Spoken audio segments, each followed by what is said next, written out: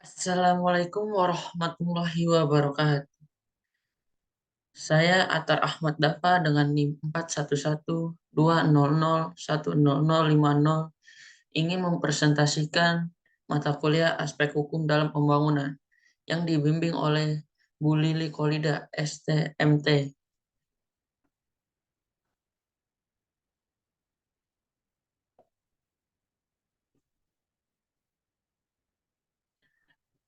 Manajemen klaim konstruksi. Dalam KBBI, klaim berarti tuntutan pengakuan atas suatu fakta seseorang berhak memiliki atau mempunyai atas sesuatu. Klaim konstruksi secara umum merupakan representatif dari kepedulian pihak terhadap mewujudkan cita-cita kontrak, yaitu tercapainya biaya, mutu, dan waktu.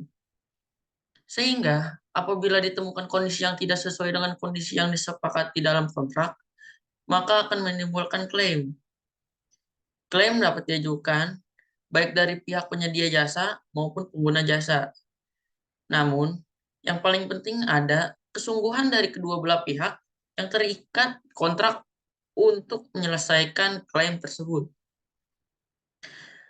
Dalam hal ini, apabila suatu klaim dari salah satu pihak tidak difasilitasi dengan baik, maka klaim tersebut akan menjadi masalah atau sengketa.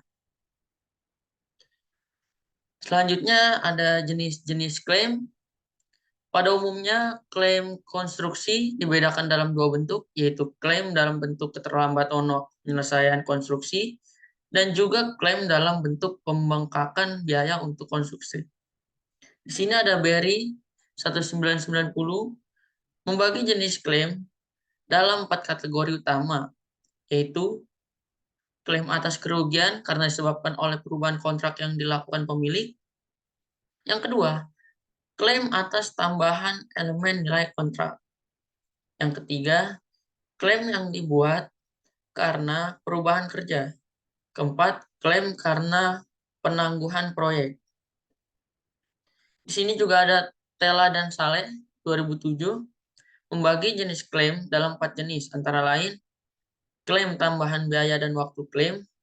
Jenis ini biasanya mengenai permintaan tambahan waktu dan tambahan biaya, di antaranya beberapa jenis klaim. Dua jenis klaim ini yang sering timbul akibat keterlambatan penyelesaian pekerjaan. Yang kedua, klaim biaya tak langsung atau overhead. Penyedia jasa yang terlambat menyelesaikan suatu pekerjaan karena sebab-sebab dari pengguna jasa meminta tambahan biaya overhead dan alasan biaya ini bertambah karena pekerjaan belum selesai. Yang ketiga, klaim tambahan waktu atau tanpa tambahan biaya. Penyedia jasa hanya diberikan tambahan waktu pelaksana tanpa tambahan biaya karena alasan-alasan tertentu. Yang keempat, klaim kompensasi lain. Dalam beberapa kondisi, penyedia jasa selain mendapatkan tambahan waktu juga mendapatkan kompensasi lain. Selanjutnya ada faktor-faktor penyebab klaim. Yang pertama, informasi desain yang tidak tepat, informasi desain yang tidak sempurna, investigasi lokasi yang tidak sempurna, reaksi klien yang lambat, komunikasi yang buruk, sasaran waktu yang tidak realistis, informasi tender yang tidak lengkap, alokasi resiko yang tidak jelas, dan keterlambatan ingkar membayar.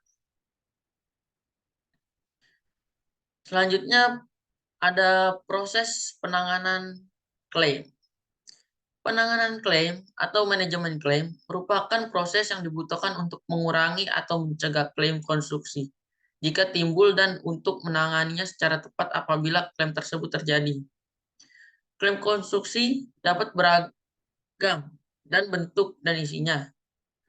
Walaupun klaim dan perubahan pekerjaan sasarannya adalah sama, yaitu meminta kompensasi atas biaya dan waktu. Namun sesungguhnya kedua hal itu berbeda.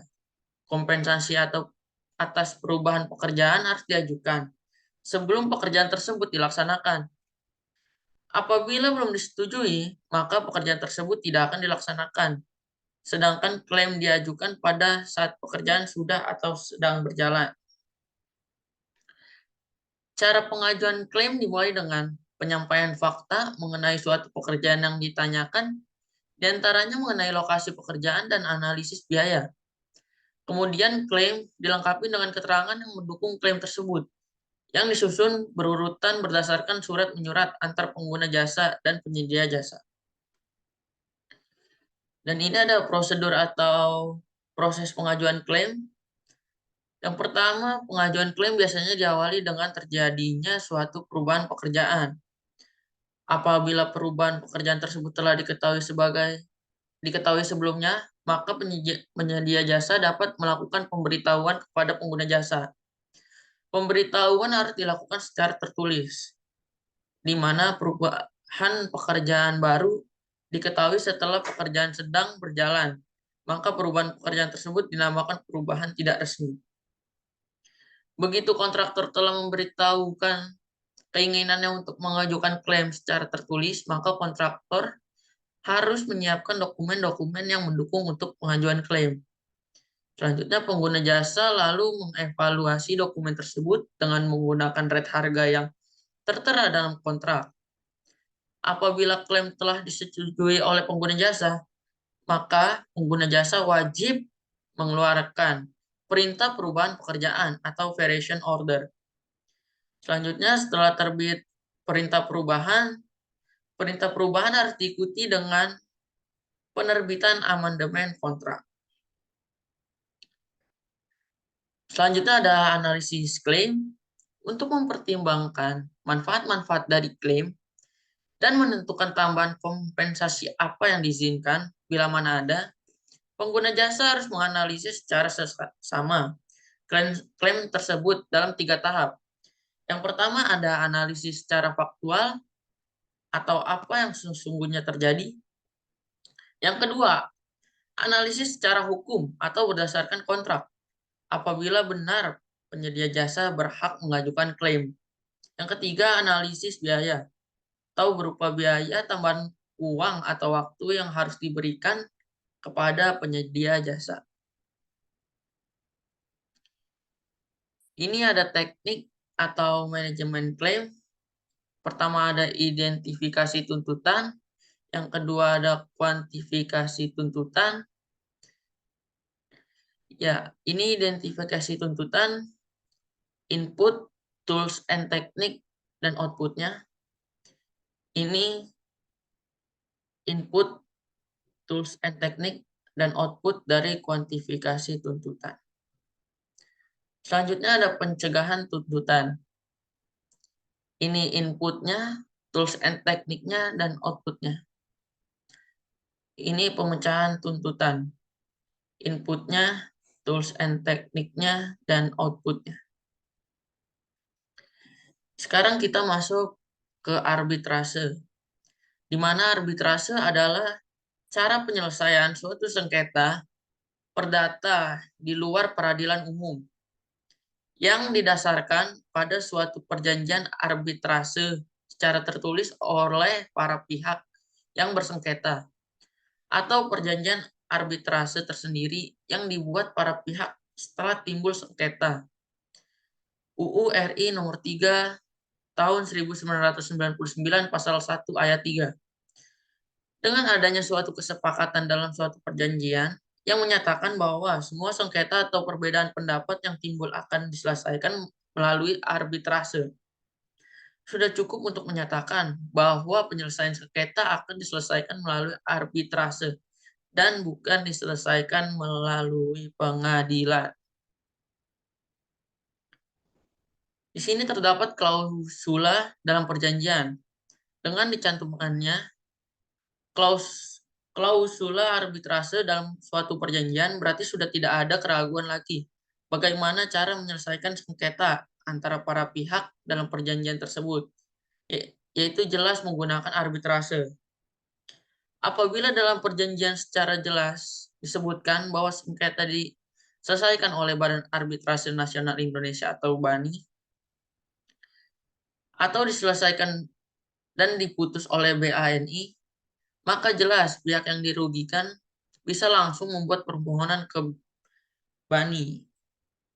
Untuk itu, wajib sebelumnya memberikan surat pemberitahuan kepada pihak lawan bahwa syarat arbitrase sesuai pasal 8 dari UU RI nomor 30 tahun 1999 tentang arbitrase dan alternatif penyelesaian sengketa telah dipenuhi. Isi pasal 8 ayat 1 menyatakan, pemohon memberitahukan kepada termohon dengan surat tercatat bahwa surat arbitrase yang diadakan oleh pemohon atau termohon berlaku. Bagaimana jika tidak terdapat klausula dalam perjanjian? Bila di dalam perjanjian tidak menyebut bahwa penyelesaian sengketa diselesaikan melalui arbitrase, maka kedua pihak dapat berunding dan bersepakat bahwa sengketa mereka diselesaikan melalui arbitrase, di mana kesepakatan tersebut harus dibuat dalam bentuk tertulis. Selanjutnya, apabila para pihak setuju menggunakan peraturan dan prosedur BANI, terjadilah suatu proses arbitrase ad hoc dengan menggunakan peraturan dan prosedur BANI. Dengan demikian, kondisinya dan pelaksanaannya tunduk pada UU nomor 30 tahun 1999. Proses penanganan sengketa. Di sini kita bisa lihat jalur-jalurnya. Selanjutnya, cara penyusunan permohonan. Penyusunan atau pembuatan permohonan dalam penyelesaian sengketa melalui arbitrase dilakukan dengan cara mengajukan permohonan tersebut dari pihak yang merasa dirugikan. Ditujukan kepada ketua majelis arbitrase untuk perkara yang bersangkutan. Selanjutnya, rekaman surat tersebut dikirimkan kepada termohon untuk ditanggapi. Isi dari permohonan terdiri dari 3 bagian, yaitu bagian pertama dinamakan persona standi in judicio, yang berarti instansi mana yang berwenang untuk memeriksa. Dalam hal ini, yang dimaksud adalah majelis arbitrase atau jika institusinya jelas. Umpamanya Badan Arbitrase Nasional Indonesia, maka langsung ditujukan kepada institusi tersebut atau BANI. Bagian kedua, fundamentum petendi atau posita di dalam posita. Pemohon wajib menguraikan dasar-dasar permohonannya. Semua kejadian diceritakan mulai dari awal kegiatan, misalnya ditandatangani kontrak atau dimulainya suatu kegiatan pekerjaan. Selanjutnya, semua kejadian-kejadian diuraikan secara jelas, teratur berurutan, terutama kejadian yang mendukung tuntutan pemohon. Bagian ketiga, petitum atau tuntutan dilihat dari namanya saja atau namanya saja adalah tuntutan. Tentu saja, yang disajikan adalah hal-hal yang diinginkan atau dituntut oleh pemohon. Kita masuk ke etika dan kompetensi engineer serta profesionalisme. Di sini ada etika profesi. Etika profesi adalah suatu sikap etis yang dimiliki seseorang profesional sebagai bagian integral dari sikap hidup dalam mengemban tugasnya, serta menerapkan norma-norma etis umum pada bidang-bidang khusus profesi dalam kehidupan manusia. Etika profesi atau kode etik profesi sangat berhubungan dengan bidang pekerjaan tertentu yang berhubungan langsung dengan masyarakat atau konsumen. Konsep etika tersebut harus disepakati bersama oleh pihak-pihak yang berada di lingkup kerja tertentu, misalnya dokter, jurnalistik, pers, guru, engineer, ilmuwan, dan profesi lainnya. Dan kita harus mengetahui prinsip dasar etika profesi. Terdapat beberapa prinsip dasar yang menjadi landasan dalam pelaksanaan kode etik profesi. Adapun prinsip-prinsip etika profesi adalah sebagai berikut. Yang pertama ada prinsip tanggung jawab. Kedua, prinsip keadilan. Ketiga, prinsip otonom. Dan yang keempat itu ada prinsip integritas moral. Di sini kita bisa lihat fungsi etik, fungsi kode etik profesi. Sebagai pedoman bagi semua anggota suatu profesi tentang prinsip profesionalitas yang ditetapkan. Kedua, sebagai alat kontrol sosial bagi masyarakat umum terhadap suatu profesi tertentu. Yang ketiga, sebagai sarana untuk mencegah campur tangan dari pihak lain di luar organisasi terkait hubungan etika dalam keanggotaan suatu profesi. Selanjutnya ada tujuan etik untuk menjunjung tinggi martabat suatu profesi. Yang kedua, untuk menjaga dan mengelola kesejahteraan anggota profesi. Yang ketiga, untuk meningkatkan pengabdian para anggota profesi. Yang keempat, untuk membantu meningkatkan mutu suatu profesi. Yang kelima, untuk meningkatkan pelayanan suatu profesi di atas keuntungan pribadi. Yang keenam, untuk menentukan standar baku bagi suatu profesi. Yang keenam, untuk meningkatkan kualitas organisasi menjadi lebih profesional dan terjalin dengan erat. Di sini kita masuk ke profesionalisme. Profesional adalah orang yang memiliki profesi atau pekerjaan yang dilakukan dengan memiliki kemampuan yang tinggi dan berpegang teguh kepada nilai moral yang mengarahkan serta mendasari perbuatan. Atau definisi dari profesional adalah orang yang hidup dengan cara mempraktekkan suatu keterampilan atau keahlian tertentu yang terlibat dengan suatu kegiatan menurut keahliannya. Jadi, dapat disimpulkan, profesional yaitu orang yang menjalani profesi sesuai dengan keahliannya. Di sini kita bisa lihat ada konsep profesionalisme.